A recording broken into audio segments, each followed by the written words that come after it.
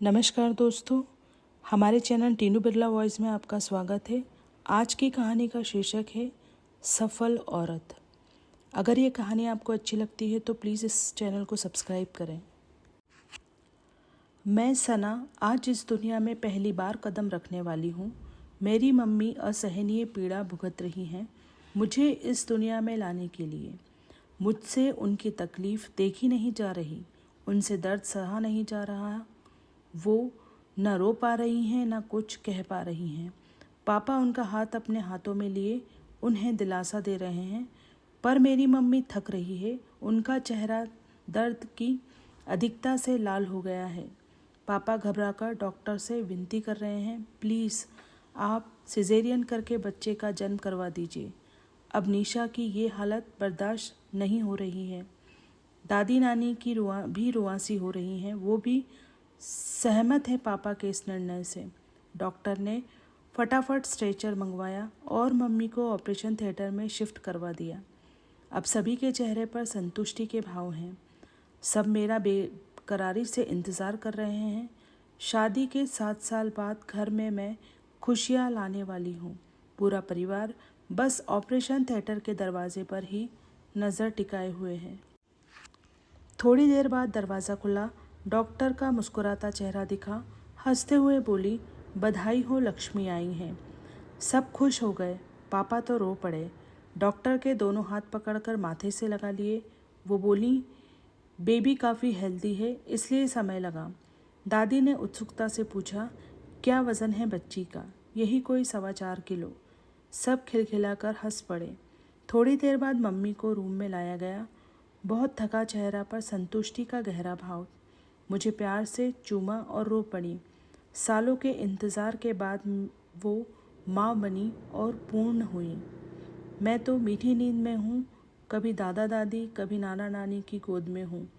पापा की तो नज़रों ही नहीं हट रही हैं मुझसे, बार बार बस मुझे ही देखे जा रहे हैं। आज मैं 5 साल की हो गई। गोल मटोल सी बहुत प्यारी हूँ मैं। सब मुझे बहुत प्यार करते हैं, पर सोसाइटी के बच्चे मुझे मोटी कहकर चिढ़ाते हैं। मैं उन सबसे ज़्यादा मोटी हूँ ना, पर क्या करूँ? मैं तो बस एक रोटी और चावल ही खाती हूँ, फिर भी मैं मोटी हूँ। क्या करूँ? मम्मी कहती हैं मैं बहुत सुंदर हूँ और प्यारी भी, बस मैं खुश हो जाती हूँ। मैं 8वीं क्लास में आ गई, पढ़ाई में औसत हूँ। क्या करूँ? मैथ्स मुझसे बनती नहीं। अभी भी सब मुझे बहुत चिढ़ाते हैं। मैंने तो फ्राइड चीज़ें खाना भी छोड़ दिया है।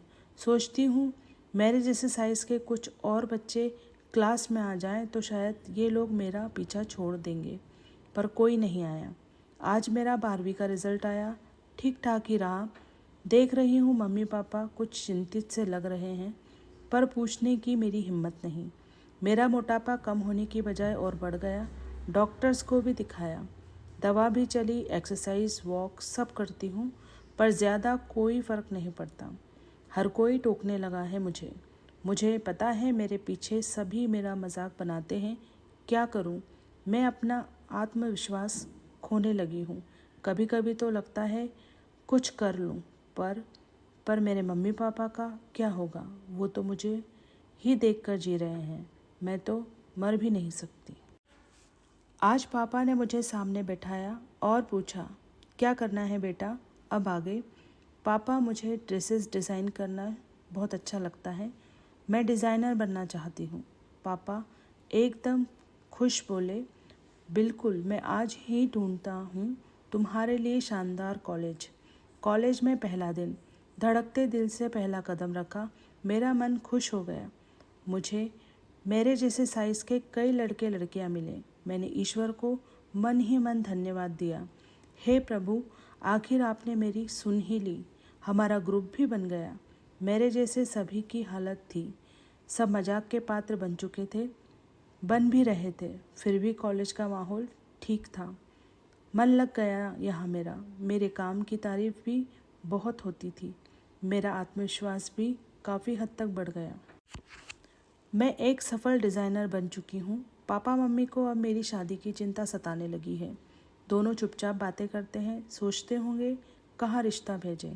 बेटी का मोटापा आड़े आएगा ही। मैंने एक बड़ी कंपनी के लिए काम करना शुरू किया। उम्मीद से ज़्यादा सैलरी मुझे ऑफ़र की। अब मैं पूरी तरह अपने पैरों पर खड़ी, आत्मविश्वास से भरी लड़की थी। मैंने घर से ही काम करने की परमिशन मांगी, जो सहर्ष मिल गई। पापा के एक मित्र ने अपने पुत्र का रिश्ता पापा को कहा। उन्हें मेरे मोटापे को लेकर कोई परेशानी नहीं थी। लड़के ने मुझे और मैंने उसे देखा। सामान्य शक्ल सूरत, मेरी बराबरी का कद, ठीक सी नौकरी, साधारण परिवार। मैंने मम्मी पापा की ओर देखा। दोनों ने नज़रें झुका ली। मैं उनकी मजबूरी समझ रही थी। मैंने रिश्ते के लिए अपनी मंजूरी दे दी। मैं अपने मम्मी पापा को हर कीमत पर खुश देखना चाहती थी।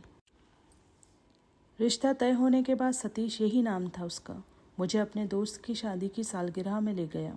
मैंने नोटिस किया ज़्यादातर लोगों के चेहरे पर वही मुस्कुराहट थी जो बचपन से मैं देखती आ रही थी और मुझे सबसे बड़ी तकलीफ़ देती थी। ज़्यादातर दोस्तों की बीवियाँ दुबली या सामान्य काटी की थीं। उन्हें देखकर सतीश बोल पड़ा, सना, तुम भाभी जैसी ज़ीरो फिगर की हो जाओ तो सोने में सुहागा हो जाएगा। बाकी तो सब बढ़िया है। रईस परिवार की इकलौती बेटी, शानदार सैलरी, तुम्हारी बस पतली हो जाओ, कहकर खीखी करके हंस पड़ा।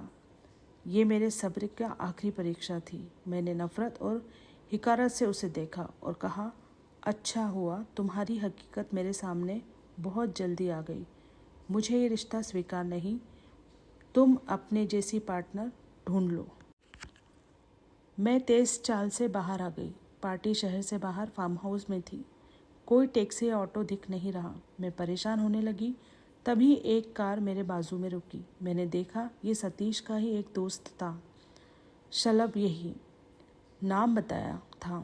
परिचय के दौरान, आइए सना, मैं आपको आपके घर ड्रॉप कर देता हूँ। रात है, सुनसान है, यहाँ कोई टैक्सी भी नहीं आती जाती। मेरे पास कोई ऑप्शन नहीं था। बैठ गई गाड़ी में। काफ़ी बातें करता रहा वो मुझसे। मेरे जॉब से संबंधित कई बातें पूछता रहा। सच कहूँ तो पहली बार किसी से बातें करना अच्छा सा लग रहा था मुझे। घर के सामने गाड़ी रोकी। मैं उतरी और धन्यवाद दिया। उसने अपना कार्ड दिया और कहा, दोस्त की ज़रूरत हो तो मुझे कॉल करना, और वो चला गया। घर आकर मम्मी पापा को सतीश की सच्चाई बताई। दोनों ने ईश्वर को नमन किया। अनर्थ होने से पहले ही बच गई बेटी। शलभ और मेरी दोस्ती हुई। 2 साल में उसने मुझे पहचाना और मैंने उसे। अपने माता पिता के साथ रिश्ता मांगने वो मेरे घर आया। मेरे मम्मी पापा खुशी से रो पड़े। उनकी बेटी को सम्मान मिला और उसका स्वाभिमान भी बना रहा। आज मेरे विवाह की 10वीं वर्षगांठ है। मैं अपने दोनों बच्चों, एक बेटा और एक बेटी, और पूरे परिवार सहित खुशी के साथ सेलिब्रेट कर रही हूँ। आखिर में यही कहना चाहूँगी, कुछ चीज़ें हमारे हाथ में नहीं रहती। रंग, रूप, कद काठी, ये हम अपनी पसंद या नापसंद से तय नहीं कर सकते। मोटा होना कोई गुनाह नहीं।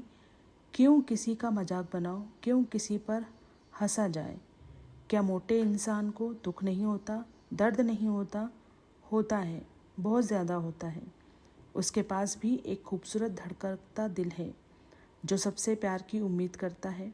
अब प्यार करेंगे ना मोटे लोगों से, क्योंकि मोटा होना अभिशाप नहीं।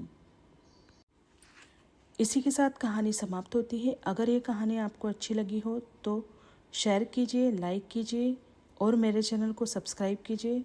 Thank you for watching. इसी के साथ